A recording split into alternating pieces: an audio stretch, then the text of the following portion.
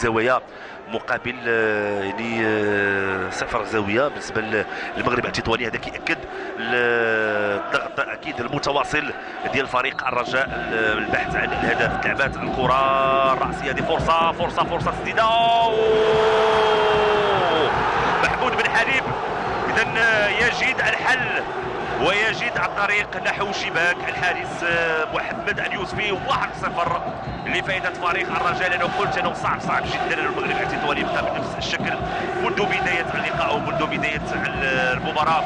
فريق الرجاء كان في بحث متواصل عن الهدف، ومحمود بن حليب يتمكن من توقيع الهدف الأول للرجاء والهدف الشخصي الثالث لمحمود بن حليب. هنا كنتابعوا الرأسي ديال عبد الرحيم الشاكر. محمود بن حليب خضع الكرة بالصدر ديالو، حضرها أمامه بهدوء كبير وكيوضع الكرة في شباك الحارس محمد اليوسفي، وبالتالي الرجاء يتمكن من أخذ التقدم في هذه المباراة. اذا انا غنتظروا رده فعل ديال الفريق المغربي التطواني. اكيد غادي يخرج من التقوقع الدفاعي، وهذا غيخلينا